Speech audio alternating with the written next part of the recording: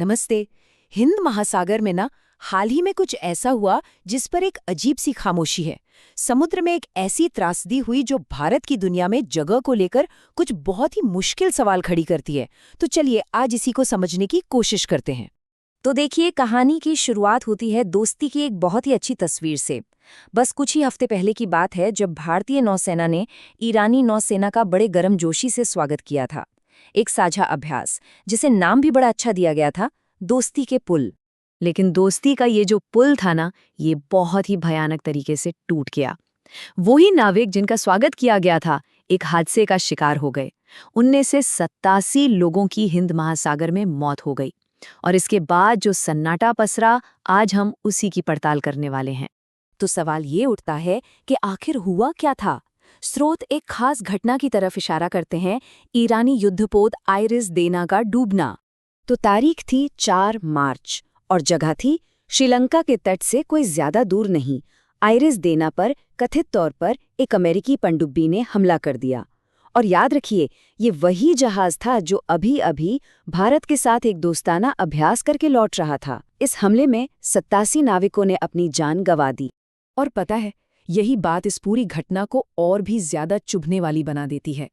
एक जहाज जिसे कुछ दिन पहले ही ब्रिजेस ऑफ फ्रेंडशिप हैशटैग के साथ सेलिब्रेट किया जा रहा था, वो अब समंदर की गहराइयों में समा चुका था। लेकिन ये हमला तो कहानी का सिर्फ एक हिस्सा है। असल कहानी, जैसा कि स्रोत बताते हैं, हमले के बाद शुरू होती है। या यूं कहें कि जो कुछ नहीं हुआ, कहानी वहां से शुरू होती है। खास तौर पर भारत की तरफ से जो प्रतिक्रिया आई या नहीं आई। यहाँ जो बाकी देशों की प्रतिक्रिया थी, उसमें जमीन आसमान का फर्क था। एक तरफ श्रीलंकाई नौसेना फौरन मौके पर पहुंची, बचाव का काम शुरू किया और 32 लोगों की जान बचाई। और दूसरी तरफ भारत, जिसने अभी अभी उसी जहाज की मेजबानी की थी, वहां से स्रोतों के अनुसार एक गहरी खामोशी छाई रही। बस एक सोशल मीडिया पोस्ट आई जिसमें कहा गया, ये हमारा काम नहीं है। अब इस चुप्पी को थोड़ा और समझने के लिए जरा दूसरे देशों की तरफ देखते हैं। जैसा कि स्रोतों में बताया गया है, स्पेन का उदाहरण लीजिए। वो अमेरिका का एक बहुत जरूरी नेटो सहयोगी है।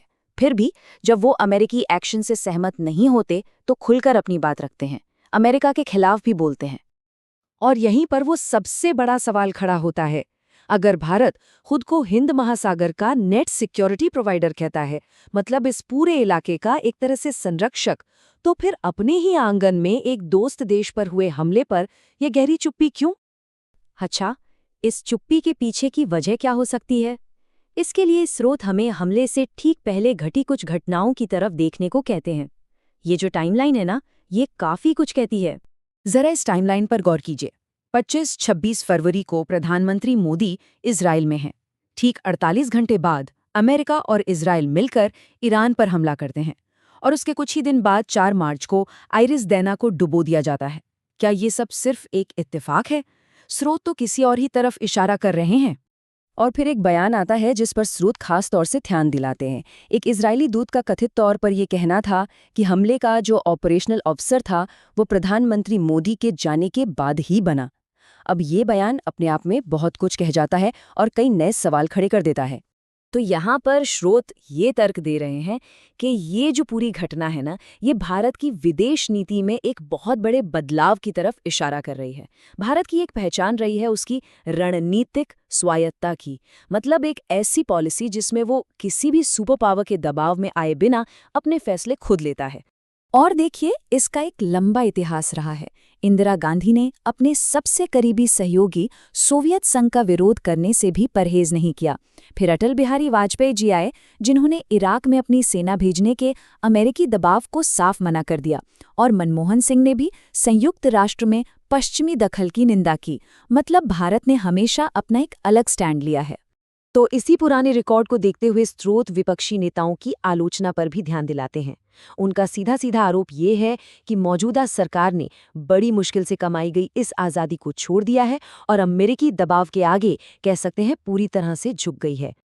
अब शायद आप सोच रहे होंगे कि इन बड़ी बड़ी बातों का, इन जियोपॉलिटिक्स का हमारी रोजमर्रा की जिंदगी से क्या लेना देना?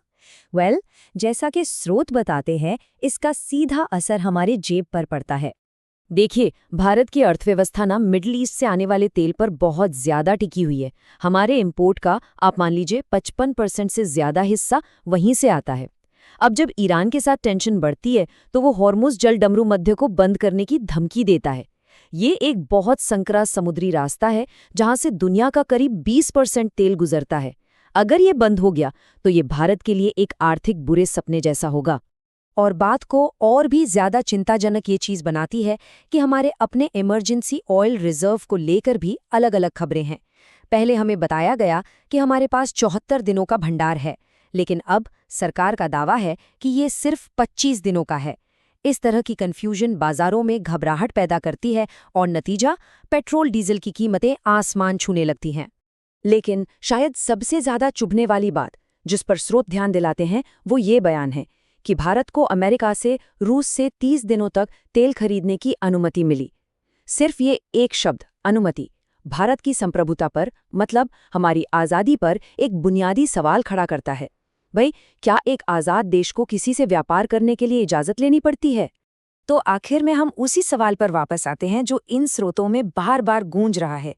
जब कोई देश खुद को एक संरक्षक की तरह पेश करता है, लेकिन जब उसके दोस्त को उसकी सबसे ज्यादा जरूरत होती है तब वो चुप हो जाता है, तो उस चुप्पी का क्या मतलब निकाला जाए? ये एक ऐसा सवाल है जिस पर सोचना वाकई बनता है।